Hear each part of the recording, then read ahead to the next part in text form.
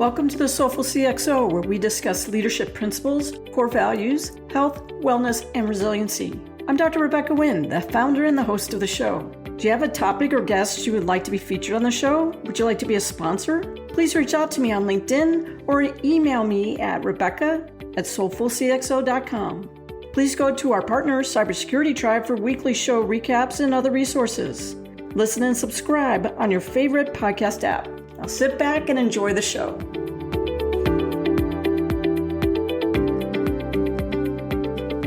Welcome to the Soulful CXO. I'm your host, Dr. Rebecca Wynn. We are pleased to have with us today Chris Roberts. Chris is award-winning, globally renowned CISO at Boom Supersonic. He is considered one of the world's foremost experts on counter-threat intelligence, also known as Dr. Dark Web. He has over 20 years' experience working in enterprise, industrial, and government segments, addressing evolving security threats. He gained global attention in 2015 for demonstrating the risk to aviation that allowed attacks against flight control systems.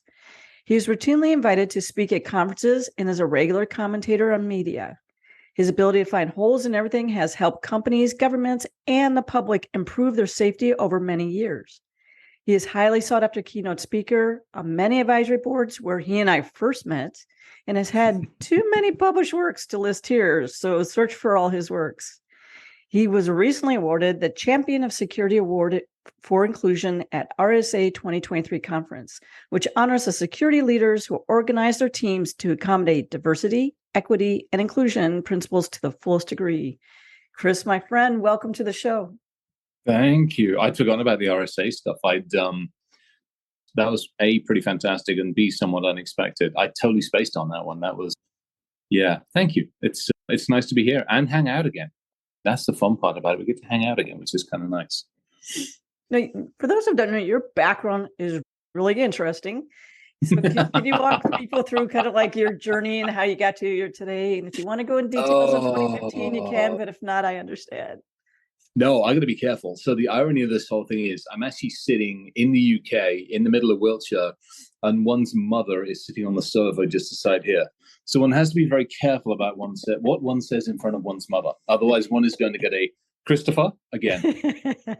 And let's just say, so to your point, I was creeping around this industry before it was a blasted industry. The same blasted thing with you.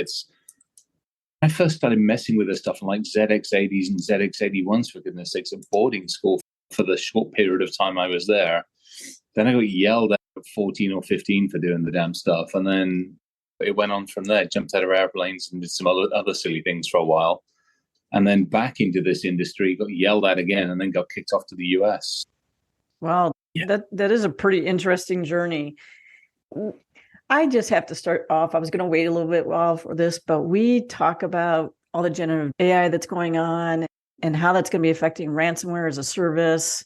What are your thoughts on that? I know it's scary for me. What do you think? It's interesting. I actually did a talk on it. I think it got published yesterday. They did it as a live.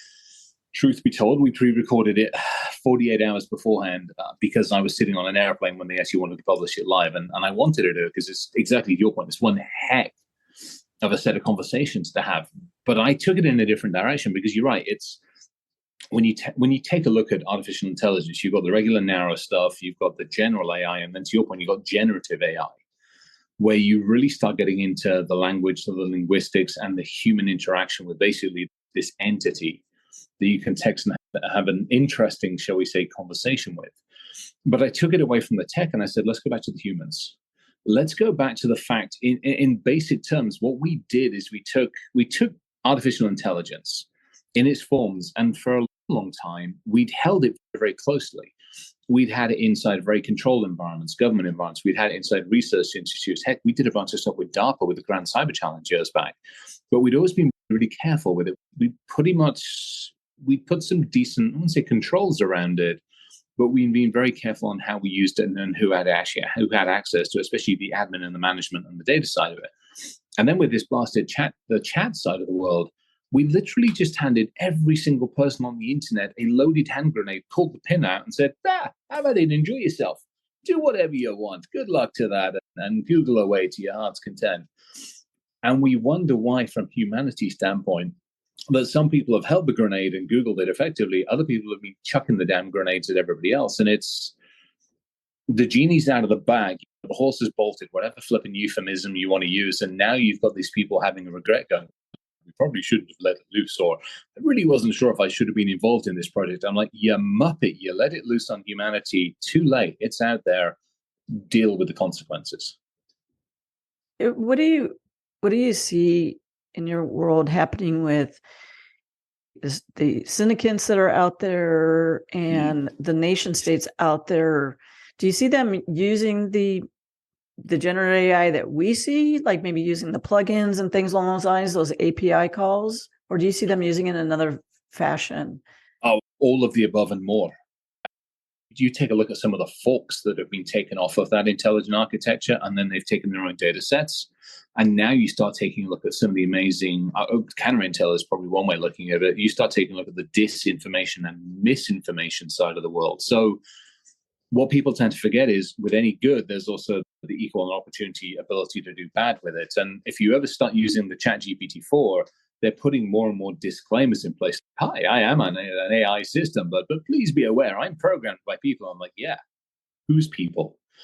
And then you start taking a look at the data sets that it's being used to learn from. And we used to do adversarial intelligence, which is you teach it, here's a picture of something, and I teach it, here's an absolutely different thing that you're meant to be learning that it is. We did a talk a while ago about making pigs fly and how you show it millions of pictures of these things and go, this is a pig. But if you change literally about less than a couple of % of the pixels, you turn it into an airplane. And I got a slide out, through adversarial intelligence, we can make pigs fly. And you take that idea and that little bit of humor there and you start going, okay, how do I apply it to politics? How do I apply it to disinformation around just humans in general? And then the problem comes back to humanity, which is how do we very rapidly ask people to question more? How do we take it away from going, if I Google, do I like Trump or do I like Biden or do I like, pick your politician, pick your flavor, pitch whichever side you want to. You get given the information that you've asked for, but potentially you don't necessarily get the stuff that's in that database. It's now how do people ask more questions and how do you learn what's truth, what's disinformation, what's FUD, what's handed over by a true intelligence system with disclaimers versus what I've poisoned it with. Yeah, one of the things that happened here recently, and I talked to it on a live event that I did yesterday myself, is chai, and a person was being able to interact with it. It's kind of like being able to be your friend. Mm-hmm. And the AI hallucinated and really broke it out. And what it did, it actually then told the person that their wife and their kids were dead. Yeah. And that person subsequently killed themselves. They weren't in a good state as it was either. But having that, being able to jump to be able to tap into an emotion and be able to elicit that, that's extremely dangerous. And I'm tying back into your human aspect. I'm always wondering about, too, is we've been using it for modeling for a long period of time. We use it for sims and different things along those lines. When is it can break out somehow? And then how do we know the events are the true events or hallucinated events, or are they hiding events? What do you see along those lines? Unfortunately, quite a lot, especially I'm doing a bunch of work on the transportation side of the world. Everything from obviously prime work at Boom Supersonic is we're looking at the aviation side of things and that entire ecosphere. And so we're doing a lot of work there, but then you take a step back in the maritime industry. I've done a bunch and still doing some stuff in the maritime industry. And you start looking at data sets. You start looking at where ships are, what ships are doing, if ships are moving. Same thing with airplanes. And now I have to question that data. No longer can I trust the data set that I have, or I can't trust the model or the engine that I have or the system that I have. I've got to have so many other checks and balances in place to validate and verify. We always used to have to do that. It was never, as humans, especially you've done the same thing, you've come from the government space, you don't just trust that one source. You have a level of, let's just say, belief. And then you start going, okay, let me try to validate it. Let me try to break it. Let me try to run, I won't say a Turing test on, but it's not far off of it. Let me try to actually put some kind of scientific process around this to see whether it's valid or not. And eventually you come to a conclusion. Well, that's us. We put a pretty rigorous test around these things. I can't expect most people in the street to do that. They're going to trust what they hear. And If what they hear is planes have ended up backing into mountains, or we've lost more people at sea, or a ship has turned upside down, or whatever goes into the news. Perfect example will be the counter-intel stuff that's happening over in Ukraine at the moment. We hear one side from Zelensky, you hear one side from our friend over in Putin's side of the world, and you end up with this, who the hell do I trust? What the heck am I meant to believe? And it's, okay, how many different sources do I have to pull in from? Because I, as a human being, as somebody who actually asks more questions, cannot trust the data that's coming out of maybe the sources. And it gets rough. It's that's us. I don't expect my mother to have to ask the computer 10 different bloody questions to get one set of answers. But that's where we're going with this intelligent architecture.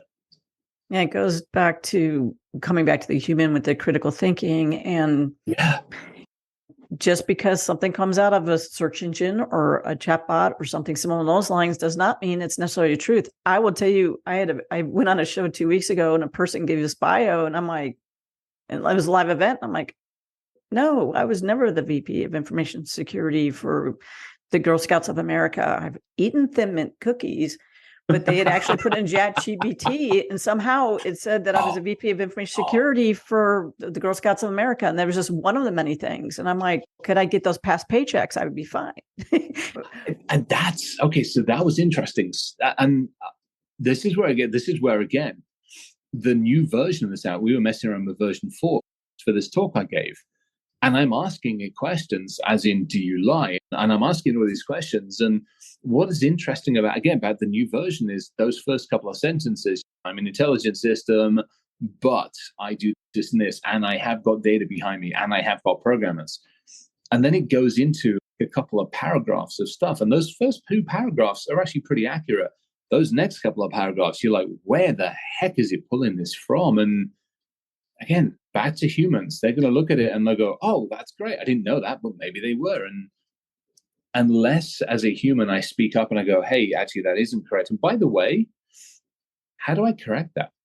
What's my recourse for correcting anything on the internet these days? It used to be you couldn't exactly phone Google up, but you could at least put an error system in. Same thing with Wikipedia. You could put an error correction capability in or something like that. But nowadays, if ChatGPT is lying to you, and you don't know it, or if you do realize it, what's your recourse on this one? 1-800-CHAT-GPT? Yeah, holy crap, Batman. One of the things that we saw recently, too, just name them, is when the lawyer went ahead and did his little briefing, and then it cited cases and all that stuff, and then he turned it all in, and the judge came back to him here in the United States and was like, there's no such cases whatsoever. They made up the cases. Yeah. They sounded feasible. But it's not allowed to make it up. What it's doing is it's pulling data sets and data sources from disparate systems. This is, you know this from dealing with huge data sets. This is back to that garbage in, garbage out. This is not a data lake it's pulling from. This is the data swamp. This is who's doing checks and balances on that data that it's learning from. We get told that it's a set of programmers and developers and coders. Great. There aren't enough people out there to keep track on everything that's going on with ChatGPT. So now we get into this. How much is it learning from its own data? How much is it learning from? And then how is that model actually training itself and learning from itself and validating it? I'm interested to see. It's not quite turned into the shit show that was. Do you remember that debacle 7 years ago when I think it was Google or Microsoft put up their own version of an intelligence system on Twitter? And I think within 24 hours, it got turned into this racist, bigoted, Hitler-loving system until it got pulled because they were like, whoops, that's not what we meant to happen. Welcome to humanity, people. Yeah, and some of us just start having fun with that kind of stuff. I'm a licensed pen tester myself, but not on your scale. Absolutely. But don't tell me like, there's no way you can. Don't ever say that. Don't say this is perfect because we will prove that it's not. No, right. I was reading the other day about ChatGPT 5, and they said ChatGPT 5 coming out that it will be able to, or already has in the modeling doing right now, basically digested all the information that's ever been created in humanity. I'm really wondering about the hallucinations and stuff like that possibly come there just because you talked about swamp. What is that on swamp on steroids? And if you've been able to digest all the information that was made by humanity, that would be. Well, So now let's take that in. Let's look at that from context. We know we've got if we break the internet down so that everybody understands it, we have the open stuff. So the stuff you find on Google, just the open, clear web, regular internet of things. Not into internet that's all over the place. Then you've got the stuff that's typically behind like paywalls, register walls, and that's everything from your regular library to all the stuff that's sitting behind like individual people's systems. Then obviously you've got the darker stuff. And so the question then becomes, and that stuff is spread all over the place. You've got the regular good old torn onion, but then you've got 15 different flavors of that, let alone the IRC, IQ, and all the other stuff on that one. So my question is, where's it learning from? Is it learning purely from the open web? And what did you do? Did you just pipe it at Wikipedia or on Facebook and give it a feed? And then how often is it learning that? Because having built a couple of these engines over the years, that takes a ridiculous amount of compute, like an absolutely astronomical amount of compute. Not just to learn it, but to crawl everything to learn it and then cross-reference with it, and then also start building relationships. You build a data set, that data set is absolutely useless unless you build a relationship between those two disparate pieces of data. Is it a strong relationship? Are there correlatory effects? Is it a weak relationship? Is it purely a subset of a relationship because somebody abstractly knows the third cousin on this side of the family tree, therefore whatever? Or are they actually just like this? So that question then becomes in a data standpoint, who built that engine? And then how often is somebody re-looking and re-refreshing and understanding those data sets? And I'd argue it ain't where it needs to be. No, because, the right to be forgotten isn't the right to be forgotten. My friend, Dr. Ann Kabukian, I wish we could opt in, not opt out. But to your earlier point, who is correcting the data and to which bot area, for lack of a better term, is it being corrected? Because they don't correlate per se against each other. So how do you get, if you do inject corporate data or customer data or privacy data or pre-SEC filing data into these systems? As I was telling people, it's like, they're not private. There's nothing private about them. How do you go ahead and how do you sanitize that data back? You don't. We had this conversation inside Boom. We're not blocking because we know blocking tactics very rarely actually work. People find ways around it. So what we're doing is educating, back to that human conversation again. And we've had the conversation with everybody inside Boom to say, look, if you want to know who killed Kennedy or who's got the recipe for Chick-fil-A or any of that stuff, feel free to ask ChatGPT that. Please go ahead, enjoy yourself, have at it. But if you're working on, let's say, fluid modeling for supersonic travel on a front end of a wing, do me a favor, don't ask ChatGPT anything about that, because once it's out there, it's out there. You ain't pulling that back. We saw that one. Gosh, who was it? There was something that was in the news. Unfortunately, it was another military leak. It's a couple of weeks ago. And it was something got put up and it got pulled down like stupid quickly, but not before it had been reshared like ridiculous amounts of times. We're talking minutes. So, yeah, you type it on a computer, the chances are it's going to end up on the internet somewhere at some point in time. Yeah, right now, the statistics say, and I think they're understated, that 7 to 10% of corporate information is going out into generative AI right now. I think that's probably understated because the other thing is, even if you're watching people on their computer at work, are they pulling it out and doing it on their phone? Are they doing it some other place that you're not watching? Because you can't watch every single system that someone is attempting to touch. No, you can put controls in place, and we've got the standard stuff in place and some data leakage and some other interesting stuff. To your point, no, we're humans. We find ways around things. We still want to do stuff. This iPad is sitting here. I'm sitting at my mother's table, but I can still get to work on it. Now, do I have to go through certain browsers and settings and multi-factor authentication and VPNs? Absolutely. But that's because I'm the CISO there and I'm a little more fanatical, shall we say, is trying to put stuff in place to make sure. But for the most part, I see way too many companies who are like, yeah, here it is. Go on, have at it. And I'm like, oh, that's just all going to end in tears. And as we expand a little bit on that, I'd spoken to a couple of CEOs and they said, yes, we have training in place. We've actually adopted an acceptable use for using AI, intelligence, generative AI. But you know what? I just go run the proxy and do whatever I want to. So I tell people, you have to be walking the walk and showing by example, making it part of your fiber of the culture. And it's like you said, it starts with humans. Yeah. It's not just that. I hate the training for the sake of training. If you Check the are box. flipping true. We talked about this just beforehand. Let's face it, if the mentality is check the box and you do your quarterly training or your annual training, congratulations. You literally have put the tick in the box. But if you're actually going to do it properly, you've got a channel set up on Slack. You've got a monthly training awareness stuff. Your people are bought in. They are actually telling you when the scammers hit them, and you get screenshots of the stuff. And you reward, you say thank you, you give out gift cards, all this stuff.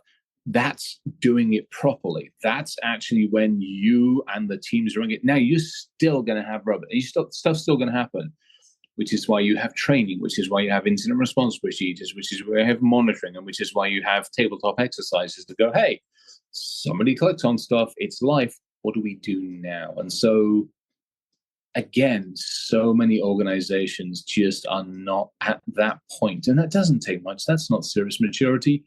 That just means you got to put your hand up and take ownership. I think one of the best compliments I ever got back on doing training and talking, and it's Belly, is a person went in and they said, I want to let you know, I was going to do something at home. And then immediately I stopped because it says, what would Rebecca do? Yeah. She would not do it this way. And so I didn't. I'm like, what would Rebecca do? She told us to do this. And they applied it at home. That's what it is. You need to make it a 24-hour-a-day culture, inside work, outside work. And that's how I think you can make things a lot more effective. Plus, it's a better ripple effect human-wise, because that can be generational effects on someone's life, especially if it hits their finances or something like that. It's just so we use, and I'll name names because they're good folks, and Gabrielle's bloody good at what he does. We use Wiser training. And the nice thing about it is, from a company and employee standpoint, folks can actually send training to friends. They can actually send it to friends, family. They can send it to whoever they want. They can send it to their kids at home. If they do training in the office and they're like, hey, I like this one, we fully allow, as does the platform, for people to actually send it to their friends and family. So at which point, exactly your side, we make it so that we'll talk about kids, we'll talk about just clicking stuff, we'll talk about home finances, we'll talk about dating. It's done deliberately that way so that you can share it. There's a button right there, share this with, and you just put in email. There's no cost to it. Gabrielle's just, hey, I want people to learn. I'm like, yes. So exactly to your point, if I help you, I help your family, I help the kids, I help the parents, I help the grandparents, the chances are it's going to rub off on you at work as well. That's how it should be done. One of the things that we see quite a bit today is the resiliency and the frustration and the quick exit of a lot of CISOs. I think part of it is just a lot of us have gotten burned out, and a lot of us obviously gotten beaten up. Yeah. Really so how would you suggest that people work effectively with the board when we're talking about all these emerging technologies? We have generative AI.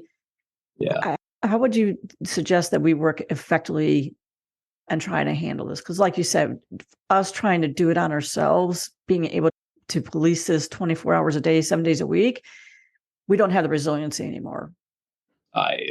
We don't have the resiliency.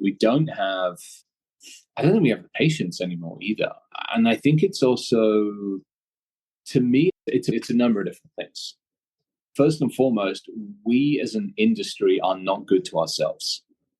We have a fight with an adversary on a minute-by-minute basis that we don't do a good job of articulating to the board, let alone our peers in our groups. We also have an internal fight with every single vendor, partner, and supplier that wants to sell us their solution, that tells us this is the best thing since sliced bread, and how dare we not answer their emails, texts, phone calls, messages, impolite knocks at the door, and chasing around conferences.